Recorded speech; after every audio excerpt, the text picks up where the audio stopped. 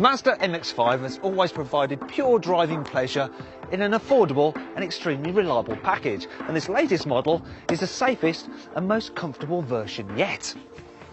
For instance, while the cabin is quite snug, there's actually enough room for even tall adults. I mean, I'm 5'11", and look, there's more than enough adjustment in the seat for me, and you can slide it all the way back, and my feet can now barely touch the pedals. You can't actually alter the reach of the steering wheel, but it doesn't matter too much because you can change it for height, and the driving position is actually spot on. There's a little bit of practicality too. The glove box, it's a reasonable size, and you get a lockable cubby here between the seats.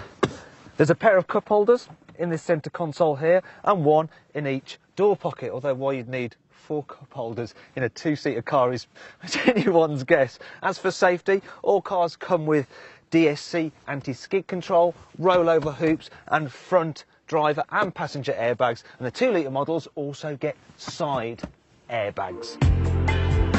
When it comes to value for money, fun motoring, nothing matches the MX-5. I mean, it's such an incredible little sports car. Now, I'll admit it's not particularly quick.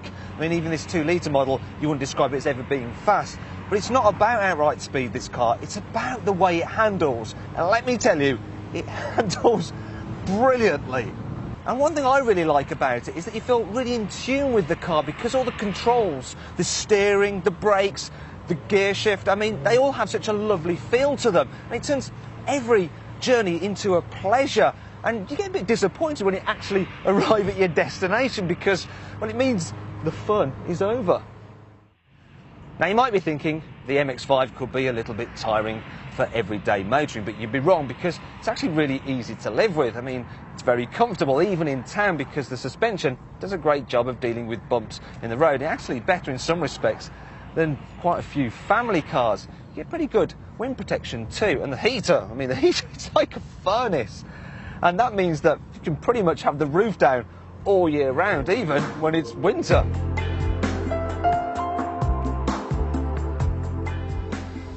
But if you start to get a little bit cold, or, you know, it begins to rain, after all, you can't rely on the British weather, can you?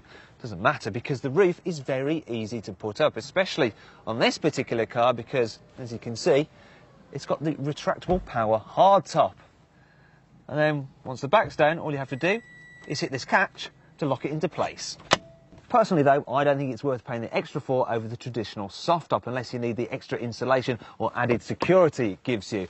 Also, the mechanism eats into the MX-5's already meagre boot space, and that brings me onto the car's negatives, and one is the fact that the engines can get a little bit noisy at higher speeds. Also, you want to avoid the automatic gearbox because it's not really very good. And finally, I think some of the materials used in the cabin feel a little bit hard, brittle and plasticky, but really that's about it. And so long as you can put up with a limited practicality, as far as I'm concerned, the Mazda MX-5 is about as good as car ownership gets.